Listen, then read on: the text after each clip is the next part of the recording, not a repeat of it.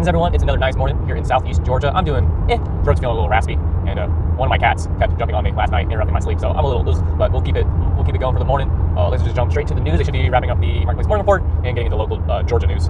Memorial service for DeKalb County Police Officer David Rose is later this morning in Atlanta. Rose was killed during a shooting at a Center for Disease Control and Prevention earlier this month. Governor Brian Kemp has ordered flags on the state capitol building and in DeKalb County to be lowered to half staff today. Central Georgia Transit proponents met this week for an update on federal plans to support passenger rail connecting Atlanta to Savannah. Different routes are being considered, including one that goes through Macon. GPD's Amanda Andrews reports on local advocacy efforts. Members of the I-75 Central Corridor Coalition met in Henry County with a representative from Senator John Ossoff's office for an update on service options and federal funding. The latest budget proposal from the Senate Transit Committee included $5 million for Amtrak to study the creation of a new Amtrak station in Atlanta. Kate Pippin is on the board of the coalition. She says an intercity rail station will bring growth to Central Georgia. It's about economic development. All you have to do is look at every place a road is built, every place that a rail line is installed. There is economic growth and prosperity that follows it. Macon-Dade County Commissioner Stanley D. Stewart says the benefits to the region would be numerous. You're taking stress and strain off the interstates. You're also looking at an environmental aspect. You're taking emissions out of the air.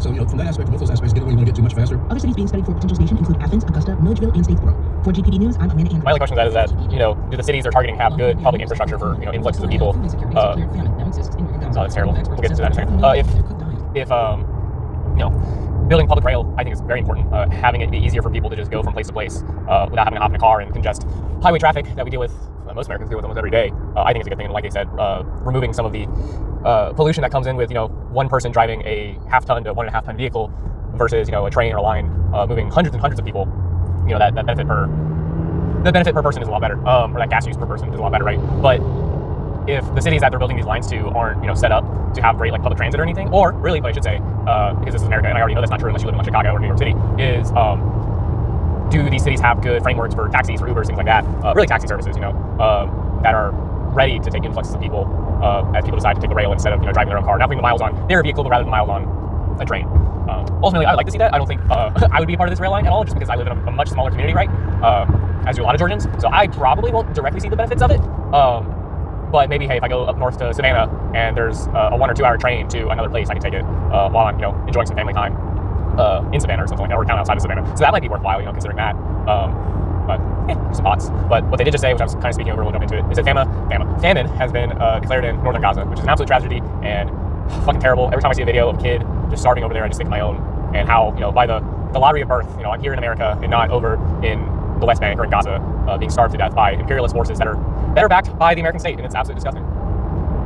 Rodrigo Garcia has been held in Tennessee. Federal officials accuse him of human smuggling, a charge he denies. But if Rodrigo Garcia is released and returned to Maryland, he faces another challenge. Trump administration officials say they may detain him again and attempt to deport him. Yeah, of course. Many Americans think that using health insurance means they'll get the best deal on healthcare. But in fact, sometimes it's much cheaper to pay for healthcare in cash. Alex Olkin explains. The differences can be stark. One woman's insurance was billed more than 10 times the cash rate for a genetic test during pregnancy. GBI with Johns Hopkins Bloomberg School of Public Health found among hospitals that publish prices, half of them set cash rates lower than their middle-of-the-road insured price for lab tests, x-rays, and some surgeries. So this is totally surprising and ruined my faith in the pricing advantage of insurance companies. Yeah. Guy says healthcare providers like cash because they can collect fast and avoid administrative headaches. But for consumers shelling out hundreds or thousands every month for insurance coverage, it's a frustrating dynamic. Yeah. For NPR News, I'm Alex Olkin. I feel like Aaron continues. $700 a month for health insurance. If I learned that, a test that I did that was deemed medically necessary or whatever, but health insurance wouldn't cover all of it, costed, even twice as much than just paying out of pocket cash. Like, why the hell would I be paying for health insurance? Why the hell is, the company that I work for, splitting half these? At least that's what they say in their benefits guides.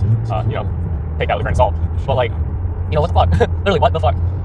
Why even pay for that shit? This is why, like, I'm so irritated because, like, I was in the military for over half a decade, and health insurance was never a question for me or my wife or my kid when they were born during my last few years of service, right? Like, it just wasn't a fucking thought of having to pay for healthcare because it was just there, right?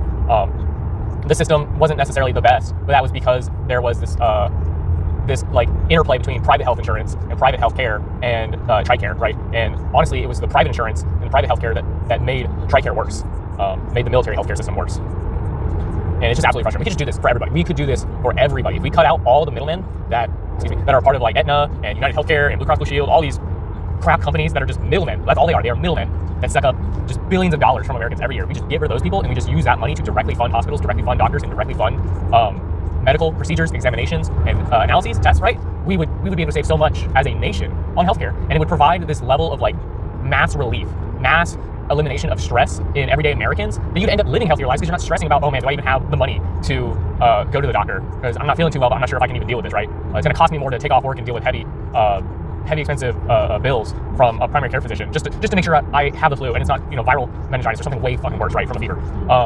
It's just absolutely ridiculous, and it's one of those things, and I think it's going to be one of those litmus tests for politicians in the upcoming years, and people like Bernie Sanders and birds of a similar feather, right, have pushed for it, which is Medicare for all. It is universal healthcare in this country. It is the elimination of health insurance, because health insurance is a fucking scam. It is a way for fucking moneyed interest in the healthcare industry to scrape every goddamn penny away from everyday working class Americans who need healthcare, to scrape away every fucking penny they can from the hospitals and the doctors who provide the healthcare, and to get in these disgusting public-private partnership contracts with the federal government through Medicare Advantage, which is a fucking corruption of normal Medicare. It costs the tax dollars more to get less for Medicare Advantage, which is private companies providing Medicare, which is supposed to be a public good. And then private companies working with state governments who run state Medicare programs, right? Because, when you're on Medicare, you're on Medicaid, you don't, it's not called Medicare or Medicaid. It's called like, CaliCare, I think, or Medi-Cal over in California. It's called like Kentucky Aid in Kentucky. So like what you might be on, you might not even realize it's Medicare or Medicaid, right? And yeah, you might not even realize it, and you hear about other budget cuts to this program or that, or the federal program. You're like, that doesn't affect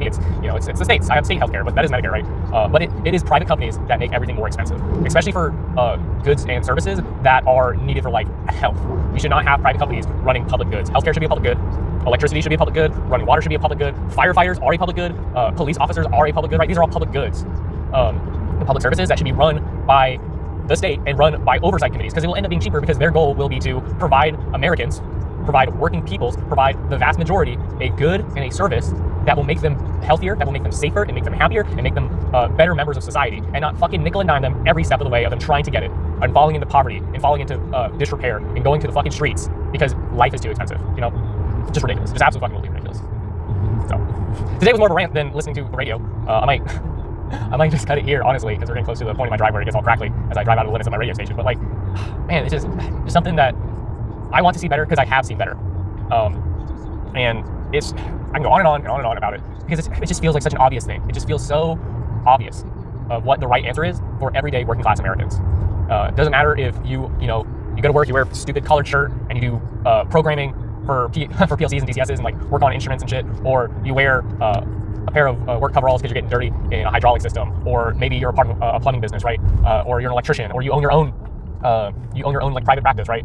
Where you provide a good service to everyday working Americans. You own your own business. Maybe you have a small group of people that work for you. But healthcare is so damn expensive for no damn reason besides the greed of billionaires. Honestly, it is the greed. It is the greed that is the most disgusting. It costs lives. It costs lives in more than one way. It's systematized killing of people when you deny claims, because it will cut into profits.